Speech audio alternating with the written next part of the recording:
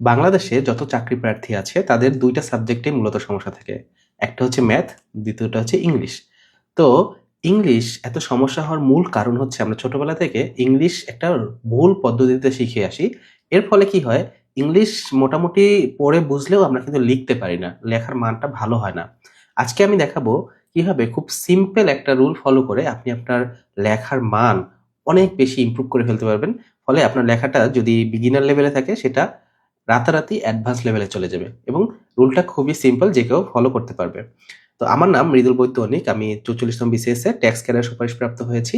আর BCS সংক্রান্ত বিভিন্ন video আমি তৈরি করে থাকি।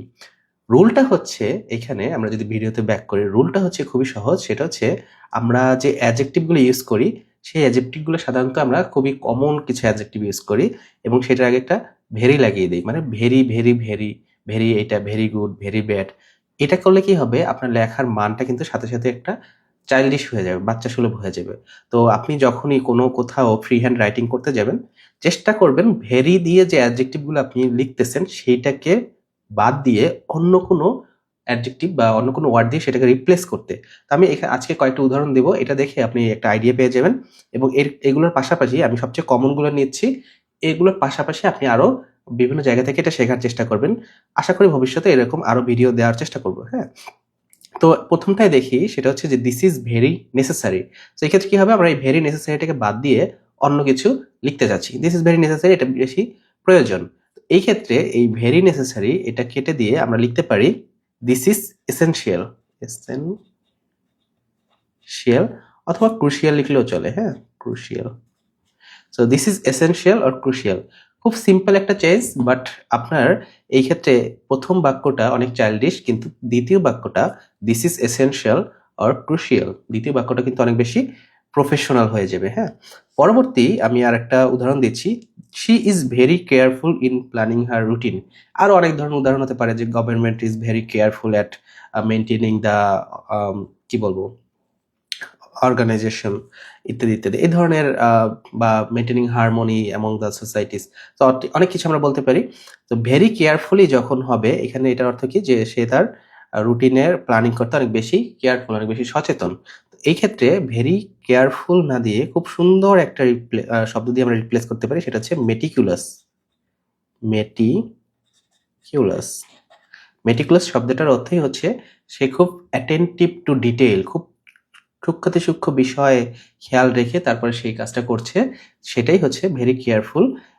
আমরা ভেরি কেয়ারফুল লিখলে অ্যাগেইন এটা চাইল্ডিশ হয়ে যাবে। সেটাকে আমরা বদলে মেটিকুলাস শব্দটা নিয়ে আসতে যাচ্ছি। হ্যাঁ?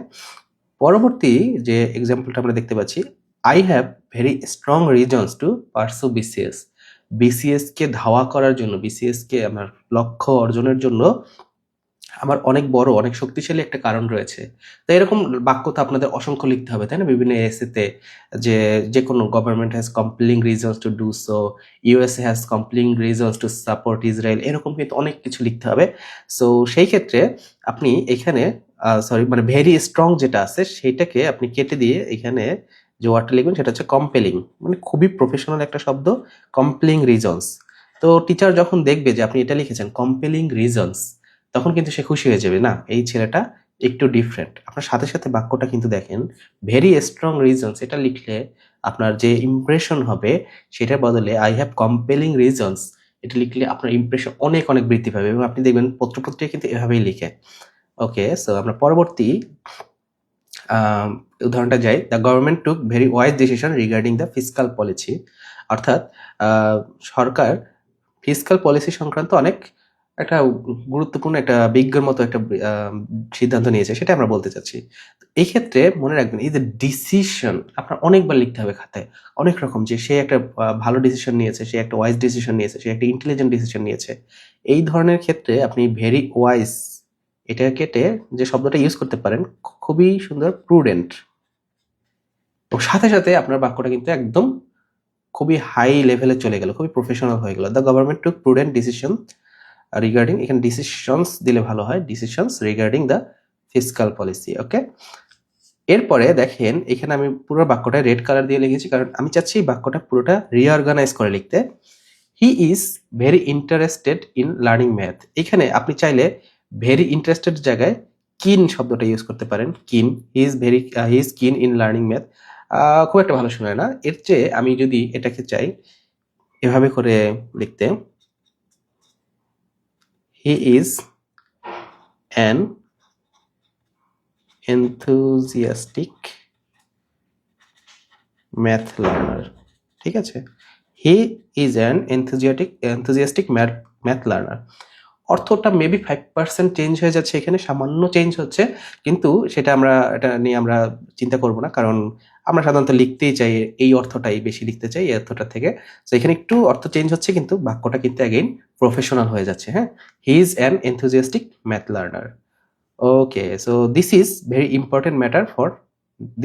important matter for national security। জাতীয় নিরাপত্তার জন্য এটা খুবই ইম্পর্টেন্ট একটা ম্যাটার।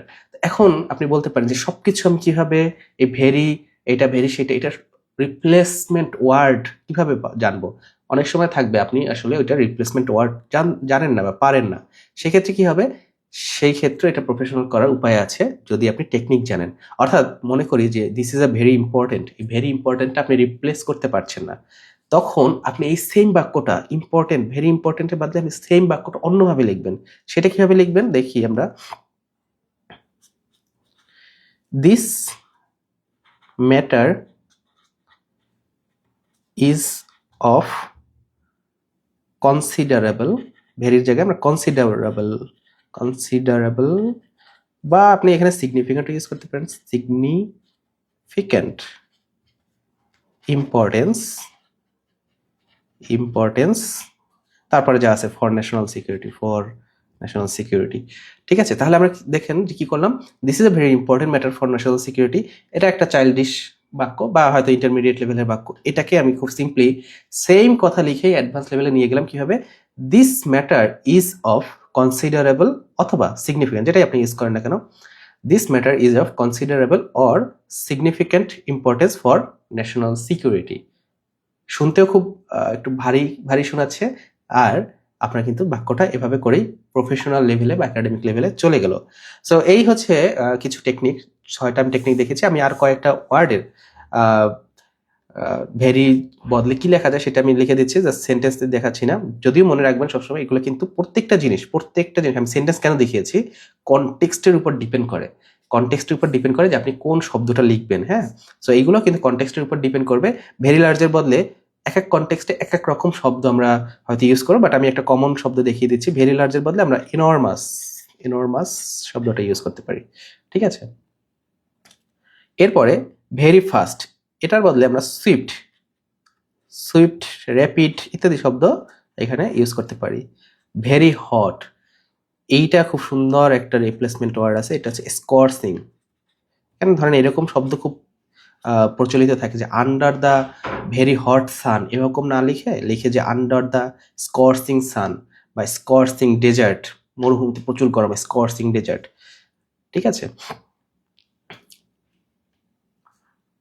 ওকে, তারপরে রয়েছে ভেরি কমপ্লেক্স। তো ভেরি কমপ্লেক্সের জায়গায় অনেক সময় আমাদের আছে কমপ্লেক্স বিষয় নিয়ে আমাদের লিখতে হয়, ভেরি কমপ্লেক্সের জায়গায় আমরা খুব সুন্দর আর একটা শব্দ ইন্ট্রিকেট শব্দটা ইউজ করতে পারি, যে ইন্ট্রিকেট মেশিন, ইন্ট্রিকেট ডিটেইলস, অর্থাৎ আপনার মেশিনটা খুব কমপ্লেক্স, সেই ক্ষেত্রে আপনি সেটাকে বলতে পারেন যে intricate machine, very complex machine না বলে। অথবা বাংলাদেশের এখনকার পলিটিক্যাল সিচুয়েশন খুব কমপ্লেক্স অবস্থায় আছে, তো সেটাকে আমরা বলতে পারি Bangladesh has a very politically intricate situation right now, তাই না?